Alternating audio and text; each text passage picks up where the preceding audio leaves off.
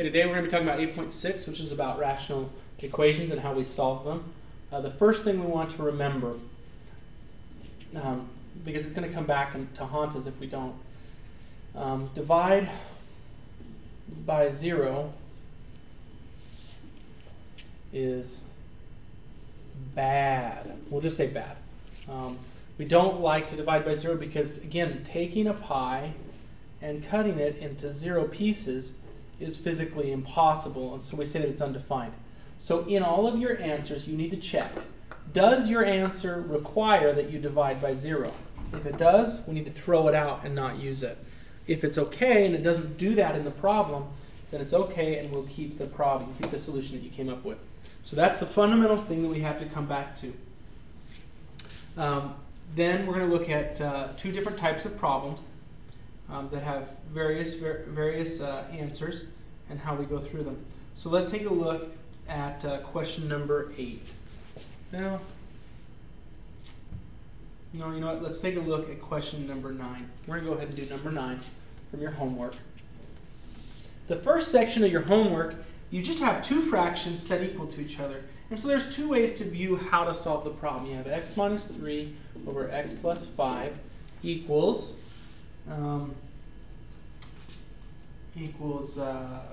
x over x plus 2.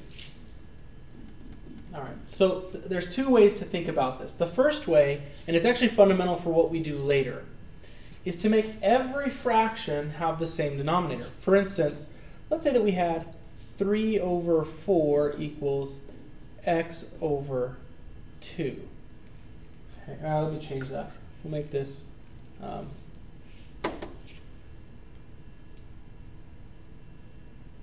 3 over 8 equals x over 2.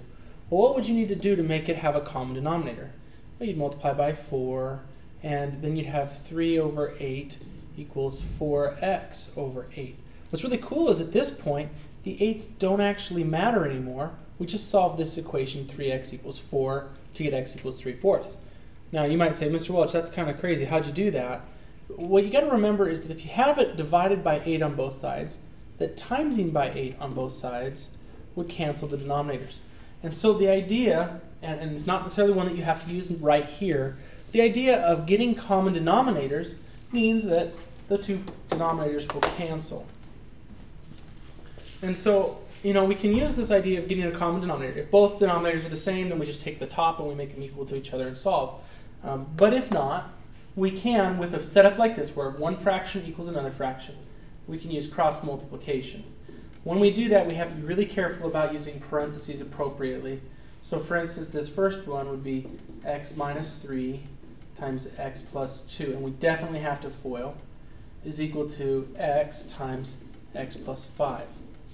Where we definitely need to distribute appropriately. And so as we go through this problem, we're going to go ahead and FOIL x squared plus 2x minus 3x minus 6 equals x squared plus 5x. Now typically when you see an x squared in the equation, it means that we need to set it equal to 0 and solve. But because the x squared here and the x squared here, if I move one of them, they'll cancel. That means I just need to isolate my x. Okay? And so I keep working. This is negative 1x minus 6 equals 5x. I'm going to add x to both sides. And then negative 6 equals 6x, so x equals negative 1. Great. But I need to make sure that at no point do I have to divide by 0. The way I do that is by checking the original problem and all the denominators in the original problem. If I put a negative 1 here plus 5, would that be 0? No, so this is okay. What about over here, negative 1 plus 2? Is that going to give me 0? No, so I'm okay there, so I can say that's my answer. If this was, for instance, let's say, for instance, this was x plus 1, a negative 1 plugged in for x would give me 0 in a denominator, which would become a serious issue, and I'd have to reject the answer. So let's take a look at a problem where there's more than just two fractions set equal to each other, where cross multiplication does not work. And the thing that we're going to do here will work on the cross multiplication problems as well. So If you don't like what we just did there and you want to try the same approach we're about to start, then that's what I would suggest doing. What we're going to do is we're going to take number 24. Okay? And 24 has 3 fractions in it, like I said. It has 18 over x squared minus 3x. Okay? Minus 6 over x minus 3 equals, and it equals 5 over x. Now, there are 2 different ways to try and apply this. Oftentimes in math tests, what we'll do is we'll say find the LCD and multiply each term by it. It should cancel the denominators and you're great. What I'd rather do is just make everything have the LCD and then just eliminate it altogether. So if I look at my LCD, I need to factor this one as x and x minus 3. Then if I think about these other terms as individually, my LCD would be x times x minus 3. So that means that the first term, the 18, is already over the LCD.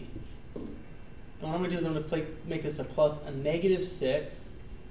In order to give it the LCD, it's missing an x. So I need to multiply by x on top and bottom. So that's going to make it plus a negative 6x. Should equal. And in order to get this 5 over the LCD, it's missing the x minus 3. So I'm going to give it the x minus 3. Now everybody should have the same denominators. Okay?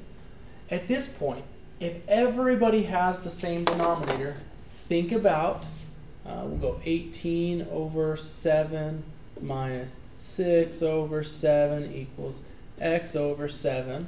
They all have the same denominator. Well, 18 minus 6 is 12 over 7 equals x over 7. The answer should be 12. But the 7's never had anything to do with the problem.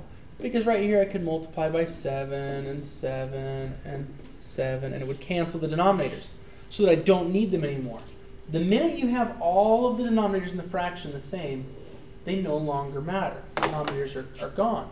So what that means is now I have the problem 18 minus 6x equals 5x minus 15. This is a way easier problem to solve. So I'm going to add 6x over, and I'll add 15 in order to combine my like terms. I'm going to get 33 equals 11x, so then x equals 3. But like always, I need to confirm that that's not a problem. So I'm going to go to the denominators up here and try a couple of these denominators. Right here I see there's a problem because 3, my answer, minus 3 is 0. And that's in the denominator. That's going to give me 0 in the denominator, which means this answer has to be rejected. Now, because I have no other options left, I'm just going to say there's no solution. It is possible to have one answer that you reject and one answer that you keep. The important thing is that we always go back and check our information against the original problem. All right, hopefully that'll be enough to get you going.